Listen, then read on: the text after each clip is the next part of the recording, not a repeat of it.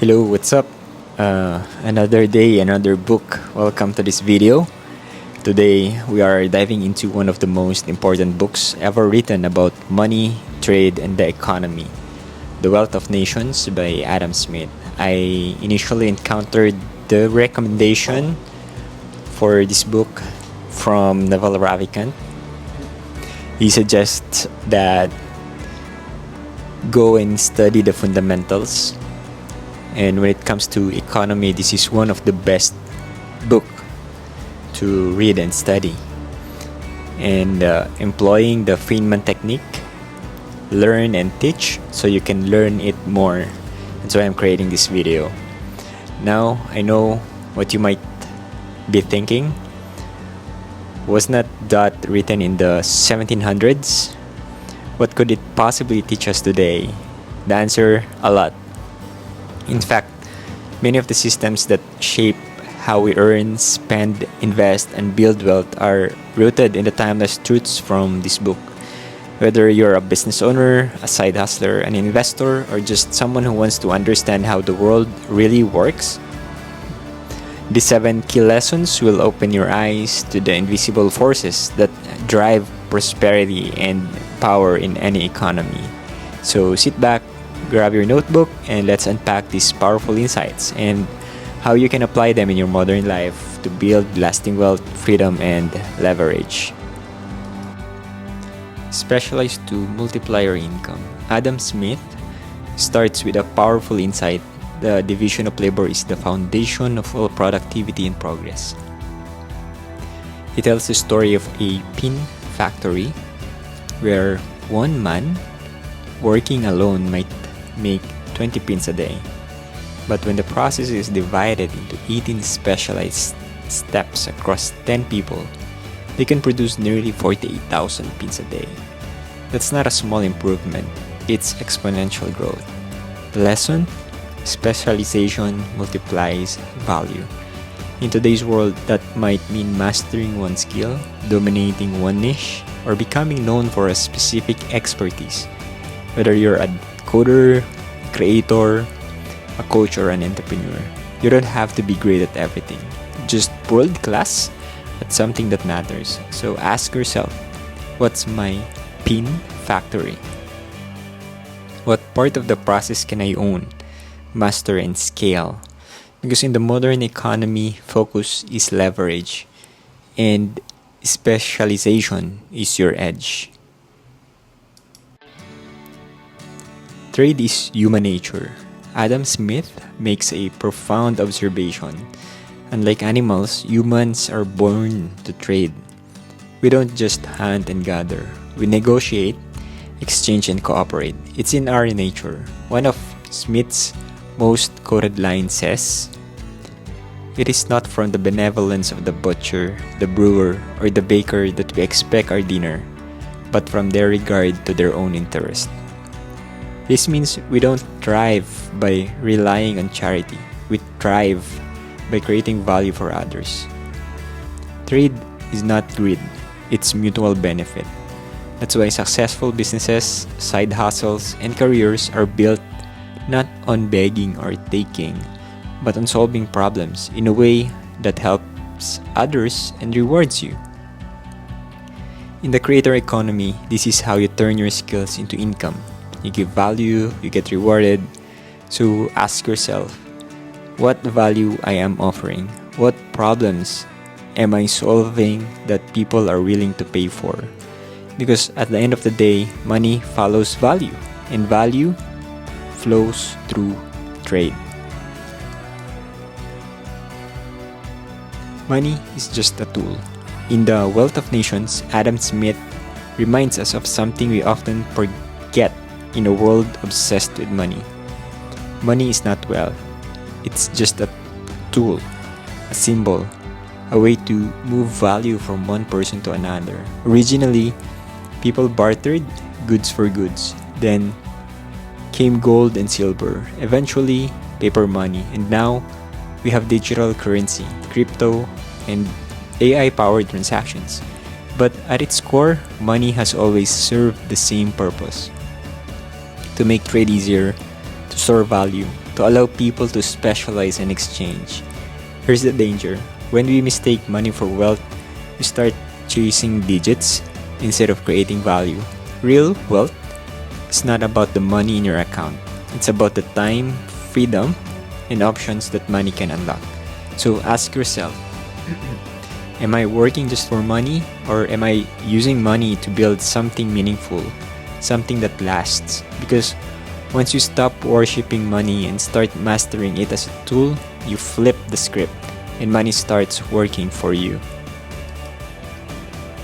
Measure value in the time and energy. Adam Smith challenges us to think deeper. What is real cost? Not just the sticker price, not just the money. Smith says the true cost of anything is the labor and time it takes to earn or create it. So when you buy something, you're not just trading pesos or dollars. You are trading hours of your life. Let that sink in. That 5,000 pesos gadget, if you earn $500 per hour, it just costs you 10 hours of your time. When you start thinking this way, everything shifts. You become a more intentional with your spending. You start valuing your time more. And you focus on building assets, not just collecting stuff. And here's the real kicker. When you value time more than money, you move from a consumer mindset to an investor mindset. So ask yourself, how many hours am I trading for this? Is this purchase buying me freedom or just more stuff? Because the goal is not to have more things, it's to have more control over your time. Understand how the pie is divided. Adam Smith breaks down something that's still at the core of every economy today: how income is distributed. Every time you buy a product or service, the money is split into three parts. First, wages for the labor involved. 2, profit for the entrepreneur or business owner. Third is rent for the use of land or property. This is the economic pie, and knowing how it slices is key to understanding how wealth is created and captured. Most people only participate in one slice: wages. They work, get paid, and repeat the cycle. But the wealthy, they earn from all three.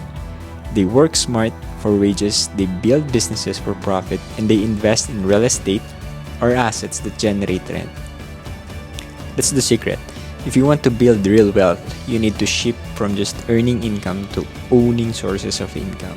So ask yourself, am I just working for money, or is money starting to work for me? How can I start earning from profit or rent, not just wages? Because the sooner you start thinking like an owner, not just a worker, the sooner you start building lasting wealth. It is the same lessons I learned from Robert Kiyosaki, the author of Rich Dad Poor Dad. The differences between assets and liabilities. So keep on creating income-generating assets. Free markets regulate themselves, sort of. One of Adam Smith's most famous ideas is the invisible hand, the notion that individuals pursuing their own self-interest can unintentionally benefit society as a whole. Sounds magical, right? But it's not magic. It's market forces at work. When businesses compete, they drive innovation, improve quality, and lower prices. When people trade freely, they allocate resources to where they are needed most. The invisible hand works best when there's competition, there's transparency, there's trust in the system. But here's the warning. Smith also knew that free markets are not flawless. Too much government interference can stifle innovation, but too little regulation can lead to fraud, monopolies, and collapse.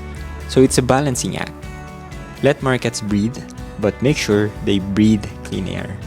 As modern wealth builders, we must understand both: the power of free markets to create opportunity and the importance of rules to keep them fair. Because the goal is not chaos or control, it's a system where everyone has a shot at growth, wealth, and progress. Monopolies kill progress. Adam Smith was not just a fan of free markets. He was also one of their toughest critics when things went wrong. He warned us clearly, people of the same trade seldom meet together, but the conversation ends in a conspiracy against the public. What was he talking about? Monopolies, cartels, gatekeepers.